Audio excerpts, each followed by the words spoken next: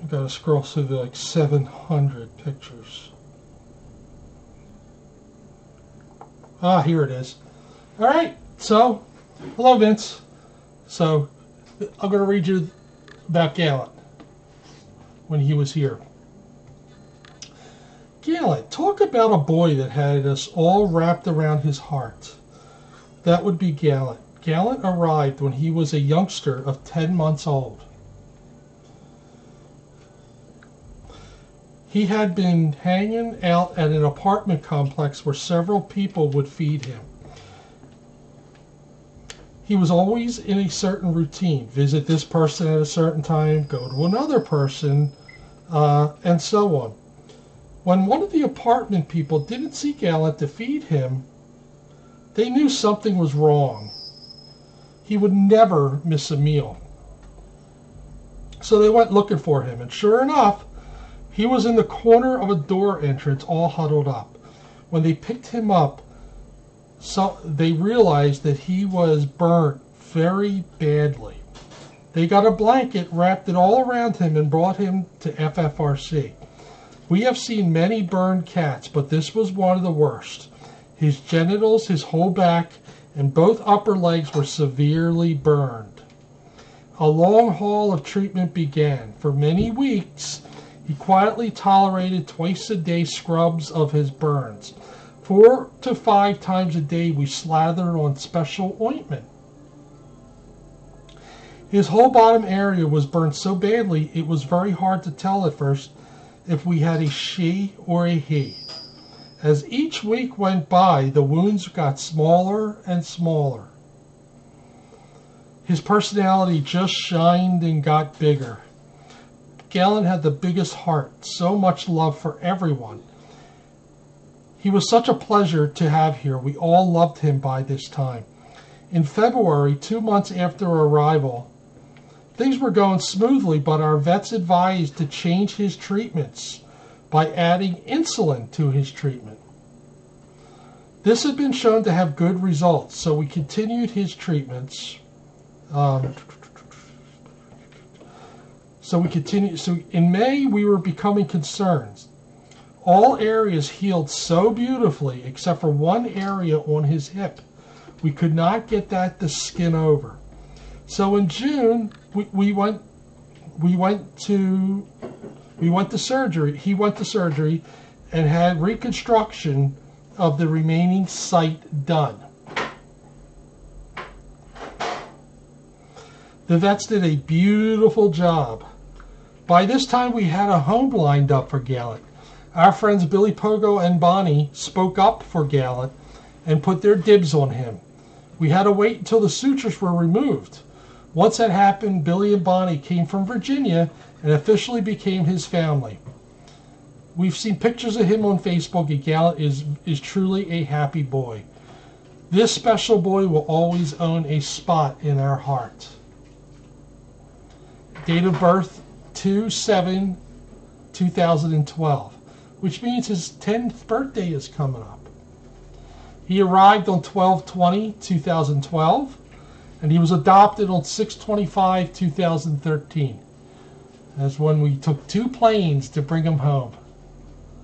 So that's the story of Gallant, my boy. So I thought you guys would, because it was such a long time ago, and it was a big deal. I mean, he was, people would come in and watch because he would strut around here. And he didn't, even though he had burns, he didn't care. He strutted around. The tail was going around. He had the blue donut on, so that he wouldn't lick his wounds. He didn't care. He was, and that's where he got the nickname Sir Gallant the Braveheart. So, his hearing isn't so good anymore. But he still lives, a great life. He's always trying to be the first to eat and things like that. So, we are going to read a couple stories about another orange cat who had a really great ending. Now, unfortunately, Bob did pass away, I think, last year. So we're going to read about Bob. So the first one we're going to read, oh, it is perfect, Louv, because we were all trying to think of a great name for him. Of course, we all thought, it's got to be Phoenix, you know, because he's rising from the... But Jackie had the name Gallant picked out, and it is perfect. And that's why, you know, when I adopted him, how can I change it? It was a perfect name. He was the bravest boy I knew, you know. So now we're going to read My Name is Bob. And this is based on a street cat named Bob. My name is Bob, and I'm a street cat. Should I tell you my story? Well, then come with me. Has a little bit of, looks a little bit like Gallant. I wasn't always a street cat. I grew up in a quiet house with a kind old lady. She looked after me. She loved me and I loved her. I would curl up in her coziest chair and listen to the beautiful music she played. I thought I was the luckiest little cat in the world.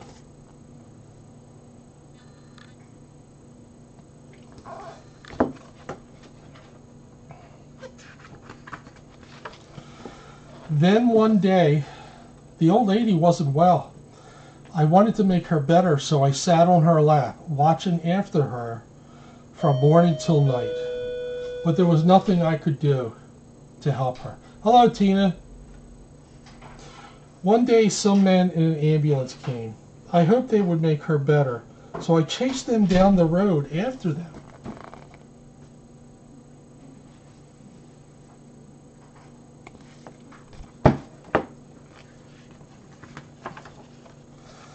I ran and I ran and I tried to keep up. I jumped onto a bus, thinking it would follow her, but instead, it took me on a long journey into the big city.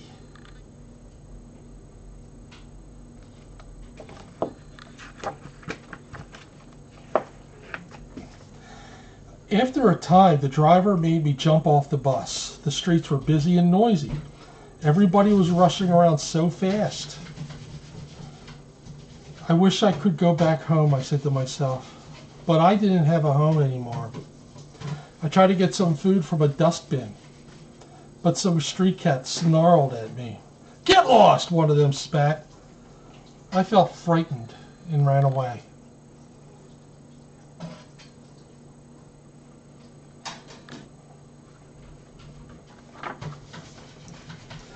I ran and ran through the crowded streets, not knowing where I was.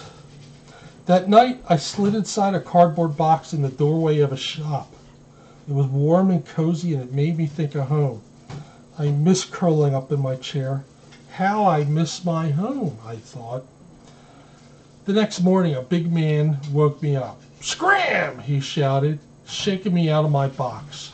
I ran away. Days passed. Everywhere I went, people chased me off. Weeks passed. I crept away and I hid.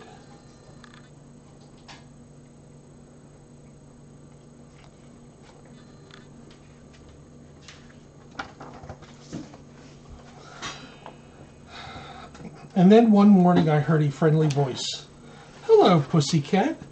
Do you want to come home with me? Yes, please, I purred. I was so happy that someone wanted me. But his mother wouldn't let me in. I'm not having that smelly cat in my house, she said, and she slammed the door closed. I stared at my reflection in a puddle. The face in the water didn't look like me. I was so scruffy and dirty, as though I haven't washed for a year. I was cold and hungry and too tired even to lick myself clean.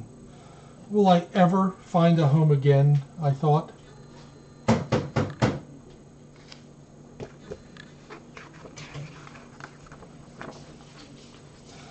Day after day, I walked and walked. Nobody wanted to feed me. Nobody wanted to take me in. Nobody wanted to be my friend.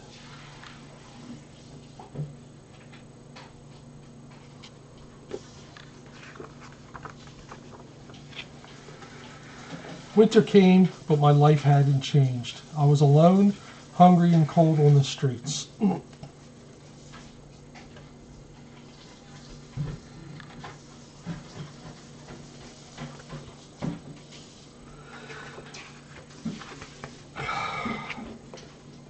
But then, when spring came, my luck changed. I heard music. Beautiful music. I followed the sound and saw a band playing his guitar. I could tell that he was sad and lonely like me. He looked like he needed a friend. So I followed him home and waited outside for him.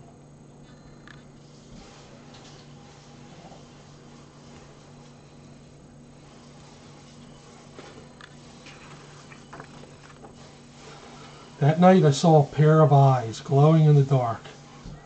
I was cornered. The creature bit me as I tried to escape.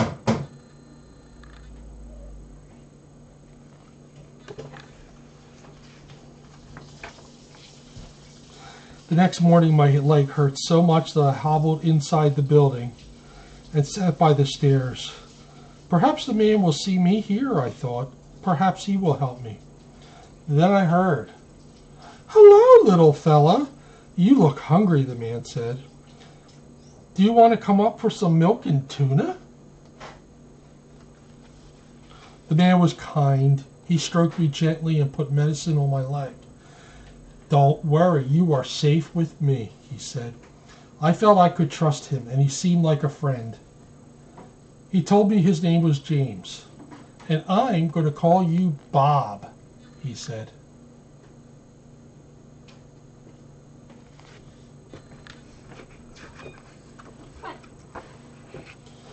When my leg was better, James and I went out to play music. On the streets, people smiled and gathered to watch us. James and his street cat, named Bob. I sat at his feet while he strummed his guitar. I thought I was the luckiest little cat in the world, just like before.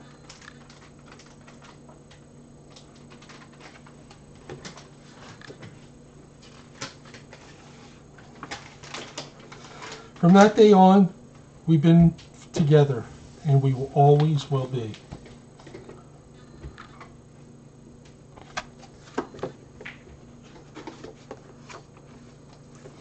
And here's some real life pictures of Bob and James. Like I said, Bob passed away, I think, a year ago. And I know James was devastated, because this was his boy. I certainly know how he would feel.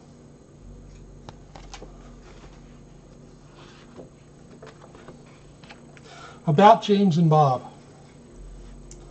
In March 2007, James Bowen, a busker, found an injured ginger tomcat in the hallway of the North London block of flats where he lived.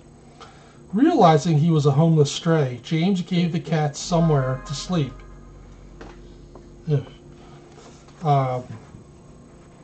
Hold on for 1 second. My glucose is high, so let me bolus.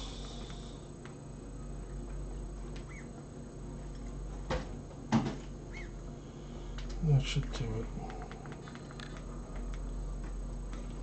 All right. I really should have bolused after I had dinner, because, you know, I had Indian food and there's rice, and rice is just so bad for diabetics. But I was starving. So a busker found an injured ginger tomcat in the hallway of the North London block of flats where he lived. Realizing he was a homeless stray, James gave the cat somewhere to sleep and spent most of the little money he had on medicine to heal his wounds. I don't know if I did, Tina. He nursed the cat back to health, expecting him to return to the streets. But Bob, as James had named him, had other ideas. He started following James around, even jumping on the bus one morning as his new friend headed to work in Covent Garden. Yeah, I love Indian food, but the problem is there are no Indian food places around here. And I had to get an EFG today in Fort Wayne. So I just decided, Fort Wayne is a much bigger metropolis than here. So I decided I was going to, let me see why I'm still getting alarms going off. Oh, crap.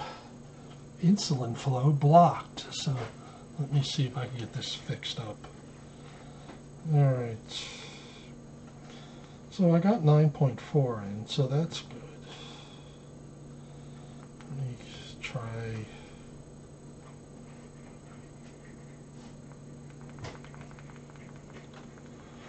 Sometimes if your tubing is kinked, you get the message. So let me just make sure that I have that it's going in. I think it's going in, but I'm going to just put it here. No kinks. In 2012, A Street Cat Named Bob, a book about their adventures written by James with my help, was published. Is it still blocked?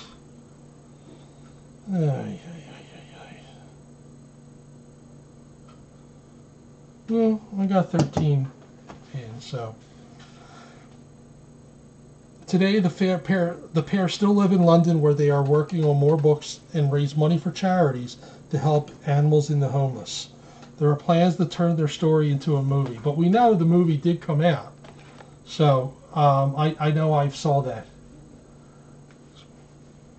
I'm going to try this one more time. So, yeah, something is kicked up with my... Is it here? All right.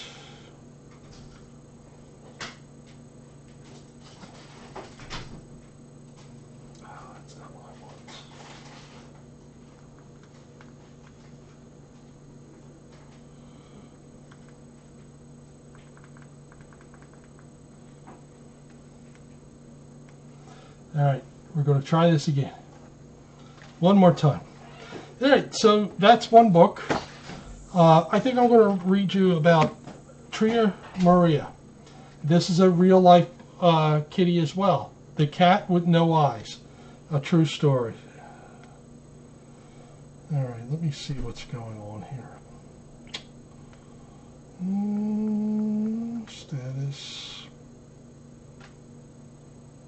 Alright, you know what? I ain't gonna worry about it.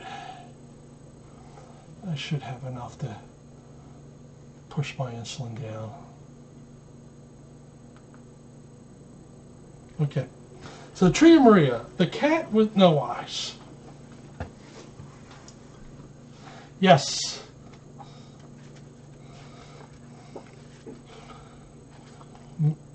Tria Maria. And Tria Maria is on Facebook if you ever want to look for her. On a hot summer day in the middle of August, I was born on the little village of Gennady on the island of Rhodes in Greece.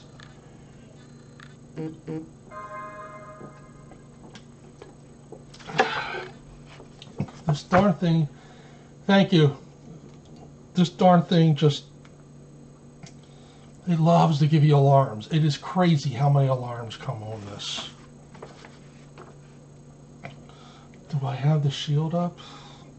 No. Sometimes this darn thing is so frustrating. Oh, you're welcome. You're welcome. My life is a life. My mother, Poppy, chose an old deserted shed to have her family. It was 100 degrees in the village, but the shed was cool inside, and it protected my two brothers and me from harm.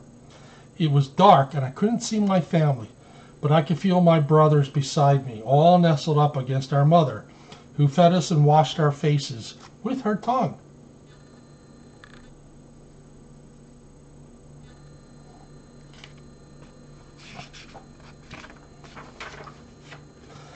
When we were 2 weeks old, Poppy thought that it was time for us to go outside the shed and explore the fields and streets of Gennady.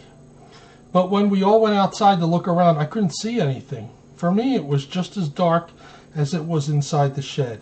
Something just wasn't right. They are Liv. They are very convenient, but they just, my God, they just alarm all the time. And I also have a glucose monitor in here that monitors my blood sugar all the time. And like I said, it just is crazy how many things. You know, sometimes I just turn all the alarms off and say, you know what? My brothers wanted to play with me like little kittens do. But when they reached out to touch me, I could feel their paws. But I couldn't see to pat at them with my own paws. And when I did try to play with them, I would sometimes accidentally stumble into my mother, or worse, bang into a rock.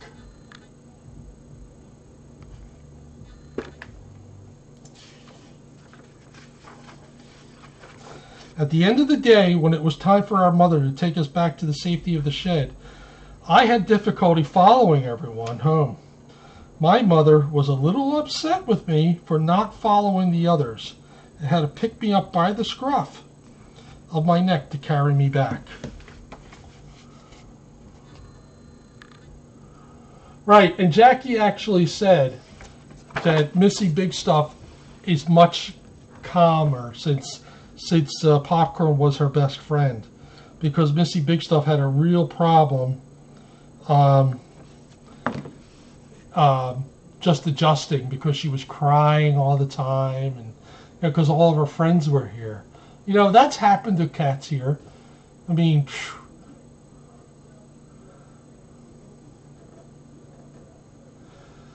how do I keep it together? Well, I think part of it is just trying to keep my eyes on the prize. You know, I'm trying to teach, trying to teach everybody things. So, you know, most of these are pretty. They have good endings. I mean, you know, life doesn't have good endings all the time, but most of these do. So, so this was Mom picking up Tria Maria, but as you can probably tell, you know, she's got some problems with her eyes. At first, Poppy thought that I was having trouble getting my baby eyes opened. She and my brothers didn't realize that, for some reason that only God understands, I had been born without eyes. I would never be able to see. So it sounds like that Tria Maria had the same condition that Oscar had. When we were just 3 weeks old, Mother took us out into an olive grove to play and to start learning about the world outside the shed. Even though I couldn't see, I could still feel my brothers near me, and we all went exploring and pretend fighting like little kittens do.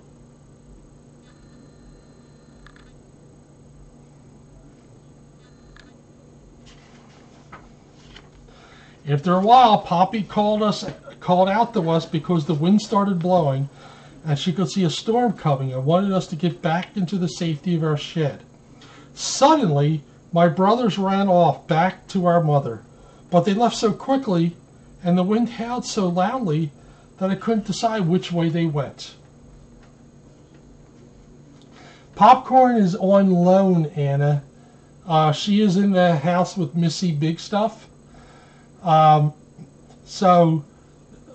Popcorn is helping out Missy Big Stuff get used to the house, because the first couple of nights Missy Big Stuff was crying and was not a happy camper when she went to her house, and so Popcorn, they're loaning her out because Popcorn was Missy Big Stuff's best friend here.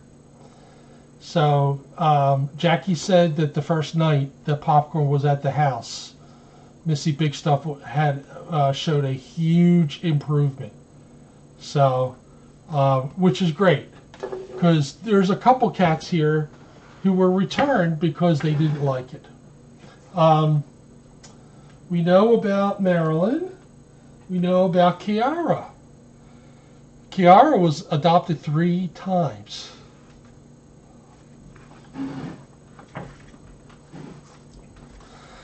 I tried to find them using my sense of smell and listening as careful as I could, but the wind howled and swirled around me, and of course, Without eyes, I could not see the way back to where Poppy and my brothers were, all safely snuggled in the shed. Yes, both. Marilyn was adopted and returned twice. Kiara was adopted and returned 3 times. Both of them were not happy. And Kiara, basically did the same thing as Missy Big Stuff, was just howling and lost a lot of weight, actually. So, Maryland also, so they're residents now. And I think Kiara now is the longest lived out of all the kitties here. I think she was born in 2007. So that would make her the elder statesman here. So that would be Kiara. So it began pouring rain, and then the most frightening sound that I have ever heard happened. Giant crackling explosions in the sky, followed by thunderclaps so loud that they shook the ground all around me. I huddled under a thyme bush. I was soaked and hungry and covered in burrs, but most of all, I was very frightened. Hello, Cat B. I hoped my mother would find me, and I waited to hear her call for me, but soon I grew so tired that I just curled up in a tiny ball and fell fast asleep.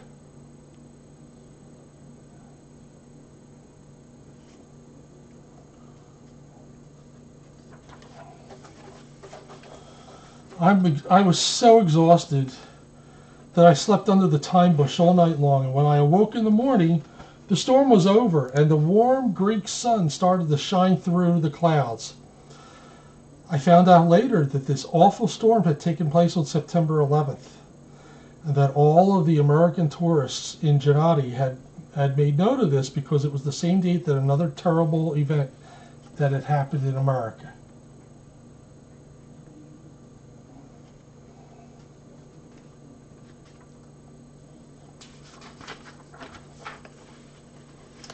By now, I was starving, hoping that I would soon have breakfast, especially since I had no supper the night before. Soaked and covered in burrs, I crawled out from the thyme bush, started looking for the shed where I thought Poppy and my brothers would be waiting for me. Oh, you're welcome, Daisy. However, I soon had to give up. I was hopelessly lost, and I was growing faint with hunger. I had one last idea. I could still meow, and so I climbed onto the biggest rock I could and called up into the air to my lost family, hoping they would at last hear me to come and take me back home. I used my biggest outdoor voice and called as loud and as long as I could.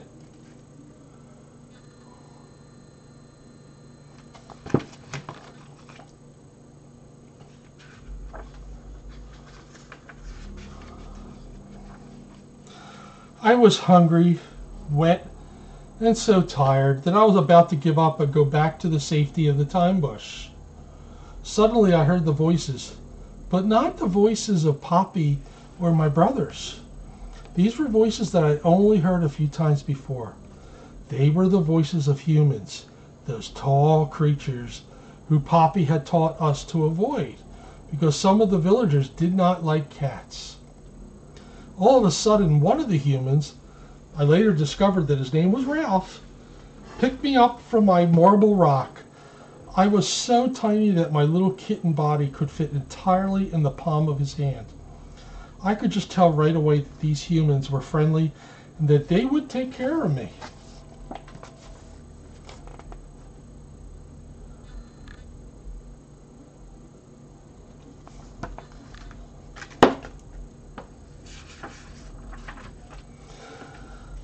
Soon we were inside the villa of Ralph and his wife, Hanani. They dried me off, and Hanani started picking all the sticky burrs off my little tired body, while Ralph rushed off to the market to get some baby milk to feed me. There were over 100 tiny burrs stuck to my kitten fur. When Ralph came back with the milk, they warmed it in a small saucer and soon I was enjoying my first meal in over a day. After I was fed and all cleaned up, I felt so relaxed that I fell sound asleep in Hunani's arms.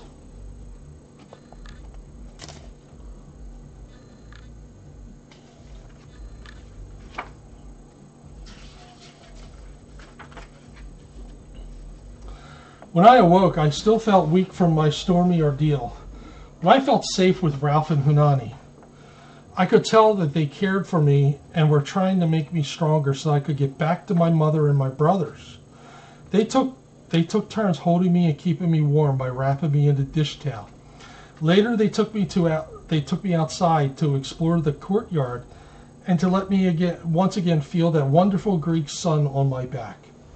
When they noticed that I kept bumping into things, they became concerned, and after looking at my face for a while, they were worried that I could not see.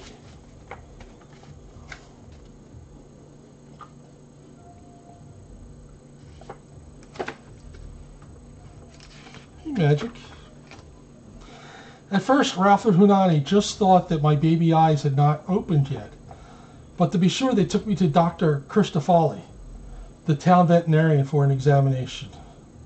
He carefully examined me and after a while said in a very sad voice, "Ohi Matia." With those Greek words, the veterinarian told Ralph and Hunani that I was blind. He explained to them that for some reason known only to God, I was born with no eyeballs. Very similar to Oscar.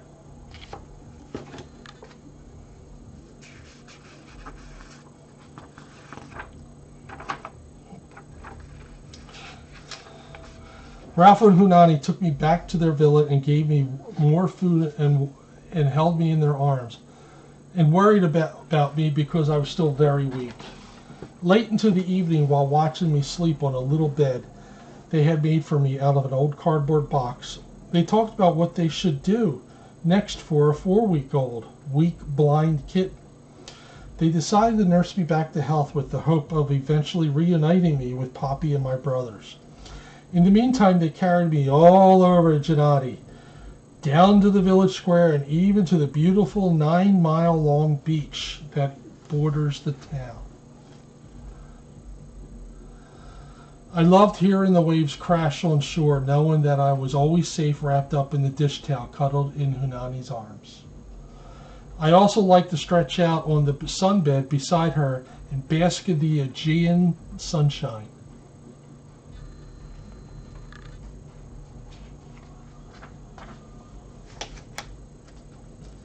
When it was time for lunch, Ralph and Hunani took me with them to their favorite taverna by the sea, called Klimi's. All the Klimi's customers thought it was a little strange to see a tiny kitten wrapped up like a baby lying in Hunani's lap while they ate lunch. I especially liked it when they ordered octopus, Ralph's favorite dish, because they would let me have tiny bites of this special Greek delicacy. I was still very weak and got tired easily. One day I was so weak that I couldn't eat, and Ralph and Hunani decided to take me into the big city of Rhodestown to have me examined by a specialist veterinarian, Dr. Haridopoulos, who they simply called Dr. Harry, thank God. Hello, DeWitty. He looked me over and did some of my blood for analysis. He confirmed that I was a feral cat, meaning wild, and that indeed I was totally blind. He injected me with some medicine and also sent me home with some pills to take twice a day. Dr. Harry told Ralph and Hunani that it was very unusual for people to take feral cats into their homes, especially sick little blind kittens. But he could tell that they really cared a lot for me and wanted to see me get healthy.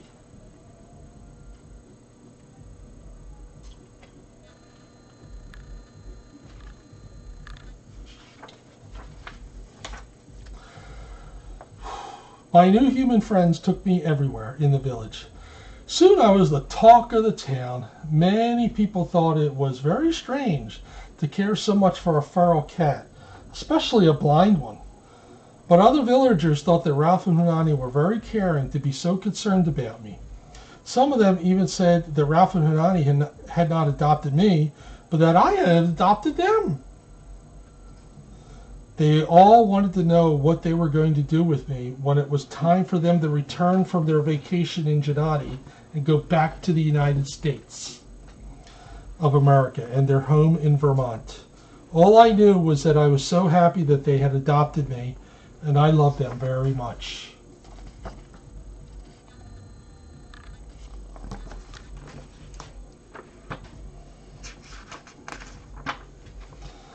The weeks passed by quickly. I was never out of their sight. They took me to the market for groceries, to the town laundry, to the bakery. Oh, how I loved the smells there. To the tavernas for lunch, and of course, to the beach.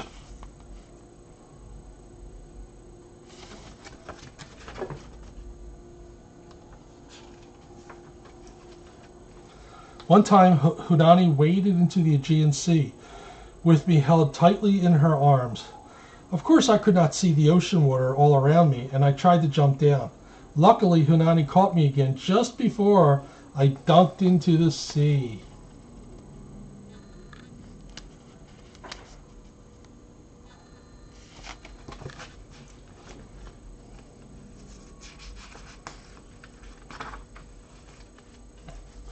She came back and told Ralph what had happened, and they agreed from now on, when I was at the seaside, I should stay on the sunbed or just explore the beautiful beach. The time was fast approaching when my adopted friends would have to leave Gennady and return to their Vermont home in America. One night when we were all back in the villa, having just finished our dinner, I heard Ralph say to Hunani, "Are you thinking what I'm thinking?" "Yes," replied Hunani. "I think we should take her home." "How are you, Brendan?"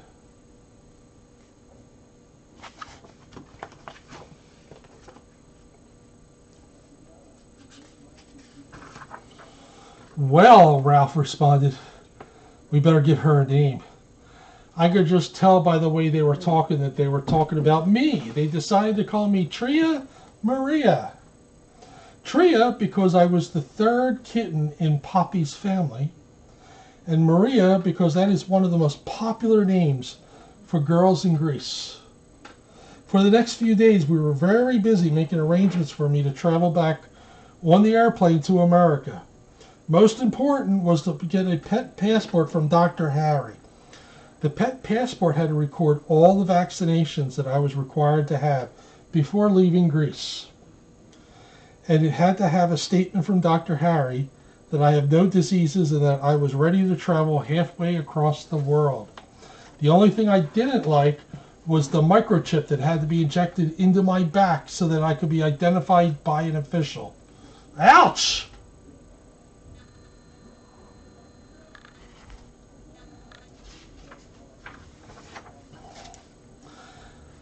I also had to get a special carry case so that I could travel in the cabin of the plane with Ralph and Hunani. And Dr. Harry gave my new owner some prescriptions for medicine and special baby cat food to help me get stronger for the long trip back to their home in Vermont. We spent the whole afternoon in Rhodestown shop for all my supplies. And just like that, it was time to leave. Everyone in the village was sad to see our family leaving, but they were happy that Ralph and Hunani had decided to adopt me and take me with them back to America.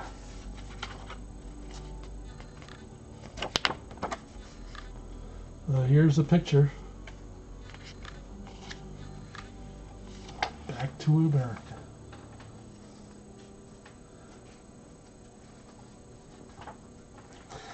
It was exciting boarding the plane and getting all settled in for the long flight back to my new home. Of course, I couldn't see out the plane's window, but my new masters looked out at the island of Rhodes and just thought to themselves, people back home are going to be very surprised by the new addition to our family. Yes, this is a cute book.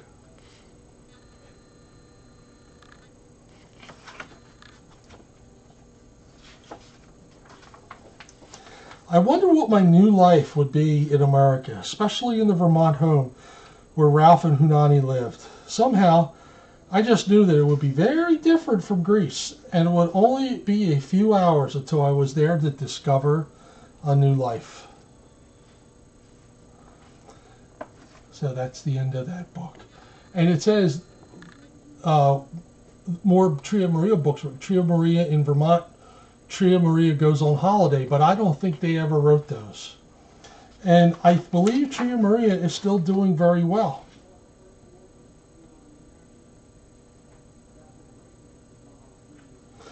All right. Uh-oh, you didn't feed me. Okay. I'm going to read one more book, and then I'm going to get going. I actually have a long day tomorrow, and I got to drive down to the Cincinnati area for a Christmas party. This is a book I bought. I bought this off of Kickstarter. I've been financing a bunch of kids' books. This is called Kip Dreams Big, an ocean adventure. And these Kickstarter books have been great.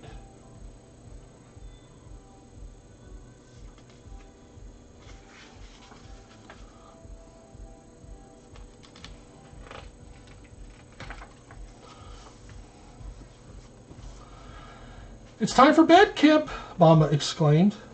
Let's go start your routine. First, take a bubble bath and brush your teeth so they shine and gleam. Yeah. Oh, no, I wouldn't mind. Then let's get the pajamas and put all of your toys back in their place. Let's cuddle close for snuggles, sing a song, and say grace. Kip, a curious young fox, had thoughts bouncing around in his head, so he asked Mama a question before going to bed. I should be reading this as a poem because that's what it is. Hello, Jacqueline.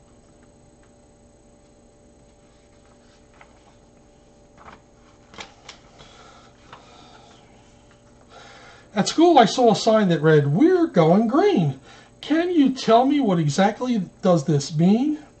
Mama replied, "Well, there's a problem our world is facing." Right away, Kip's mind started racing. Many of us don't recycle or keep the earth clean, but we all must help our environment to keep our environment stay pristine.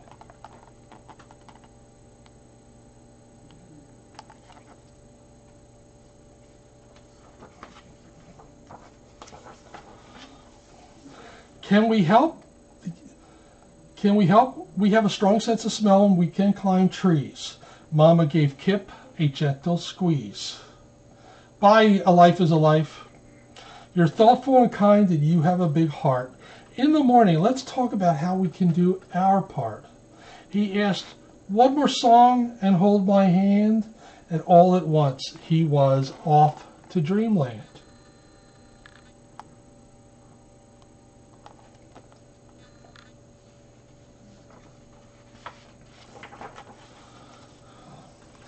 Kip was on a boat in the middle of the ocean that swayed back and forth in a rocking motion. He yelled to the captain, "Do I have everything I need?" "You're ready for an adventure," shouted the captain. "Godspeed." Without hesitation, Kip jumped right in. Splash! He hit the water with a tremendous crash.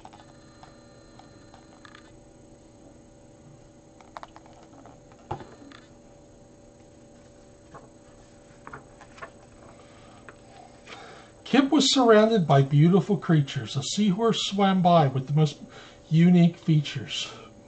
Colorful coral was all around, some orange, some pink, and some even green. It was bustling with fish that he had never seen. Kip thought to himself, what an amazing creation. Scurrying swiftly past him was a hermit crab, a bright red crustacean.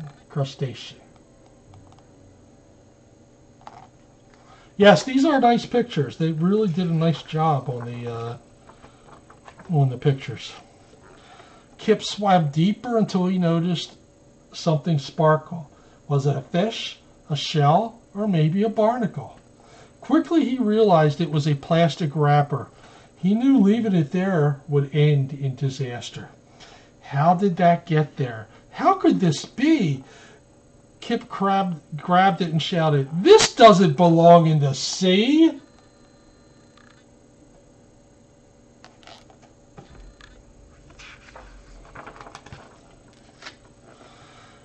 Continuing his journey, Kip found a fellow in a bad state. "Oh my, your arms! Do you have 8? "Help me," pleaded the octopus, who was very upset. "My tentacles are stuck. They're caught in this net." Kip pushed and tugged, but was making it worse. He promised, "I'll get you out." But this was a first. He pulled as hard as he could and tried until finally the net was untied. With all 8 arms, the octopus wrapped him in a hug, and Kip gave a humble smile and a little shrug.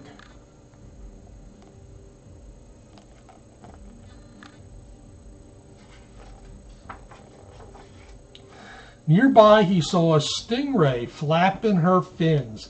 They looked elegant, like a bird flapping its wings. She asked, "Did you know my family is called a fever?" Kip had no reason not to believe her. She was searching for clams with her litter in tow, but one pup was having trouble being able to grow. Kip instantly realized what was wrong: a plastic straw in its mouth that was much too long. "Good thing stingrays don't grow bones." He removed it, feeling clever. The stingray cheered, "Sweet fox, we'll be grateful forever."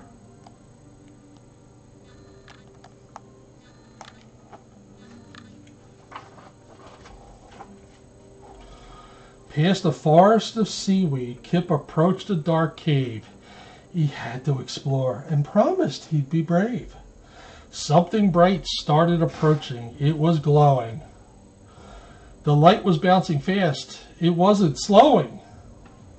"I'm bioluminescent," squeaked the jellyfish. "Do you know what that means?" "I eat plankton, which makes me grow purple and green." But then she let out a sob and began to pout. "I'm trapped in a plastic bag, and I can't get out." With all of his might, Kip ripped the bag in two, and the jellyfish happily bounced away out of view.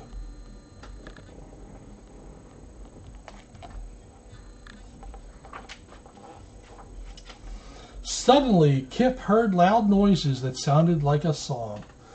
As a whale approached, he yelled, "Wow, you're almost 50 feet long."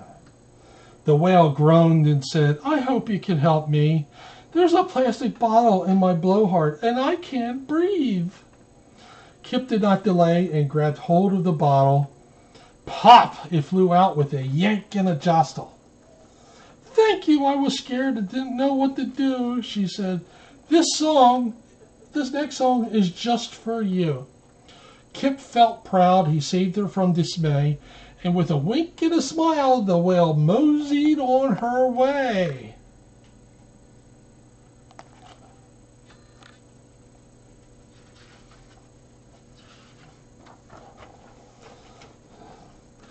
Kip saw a figure headed straight for him, darting from left to right. It looked like a predator that was ready to strike. A shark opened his mouth with a cheerful expression. "How many teeth you have," he gasped. "What a first impression." The shark bellowed, "I have over 300. Were they as sharp as they looked?" Kip wondered. "A fishing line is tangled around my fin, and it's making it hard for me to swim." Kip thought surely this was something they could outsmart, then used his own teeth to bite it apart. The shark waved his tail in delight. "Thank you, I'm finally free. I'll tell everyone about you, the fox that saved me."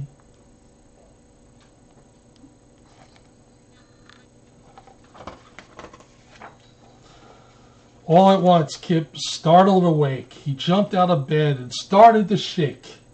He cried out, "We must help my friends. What can we do? The plastic in the ocean is not good for them, me, or you." Mama responded, "I have an idea. Let's head to the beach. I know we can make a difference with a goal we both can reach."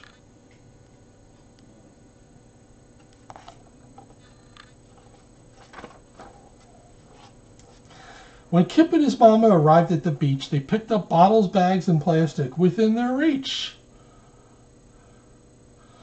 Other beachgoers wanted to lend a hand, and together they worked for hours to clean up litter from the sand. They gathered the trash and placed it in the recycling bin. Mama asked, "Did you know that we can recycle glass, cardboard, and tin?"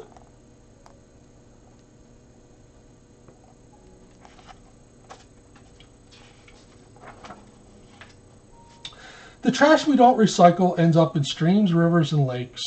And what a disaster it all creates. It travels to our oceans since the waterways are all linked, where it hurts our friends, causing many to become extinct.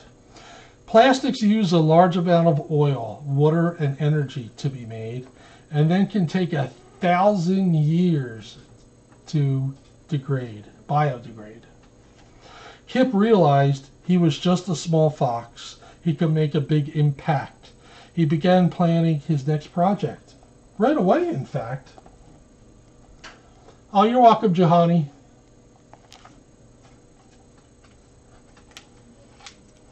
A message from Kip to you. It may be too late to change the past, but we can change the future, and we must do it fast. Our world needs all of us to do our part, and please remember, it's not too late for you to start. Not only for our friends in the sea, but also those on land like you and me. The plastic pollution, big, small, and everything in between, has impacts that are large, but not always seen. There are many ways that you can assist. If you don't know where to begin, let's create a list. You can recycle, reuse, and reduce what you use, or stop using plastic altogether and just refuse. Please help us spread the word. No matter how small, you have a voice to be heard. Thank you for helping save our planet. With help from you, we could surely do it. And there's the cover picture, which is a beautiful, beautiful picture. I do love the drawing in this book.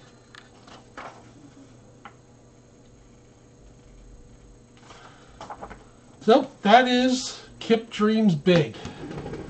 So I think Jackie has a couple more books in here for me. Let me just double check.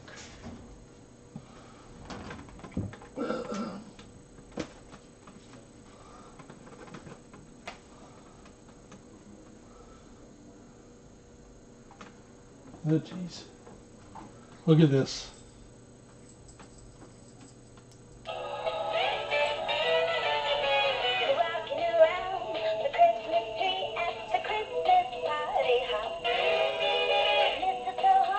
Oh, no problem. No problem, Lisa. DeWitty, did you miss? I read that last week, DeWitty.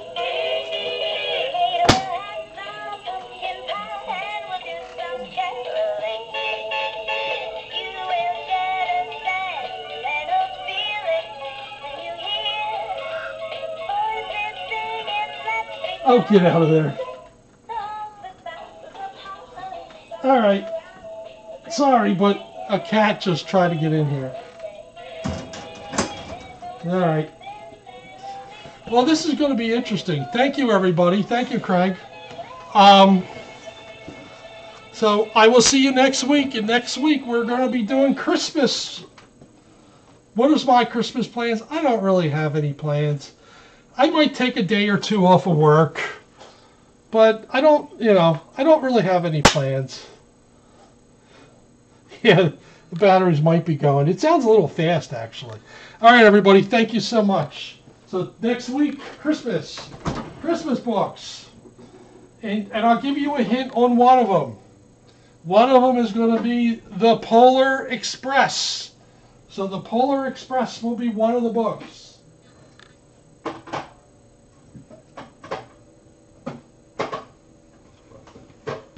Magic! Good night, Magic!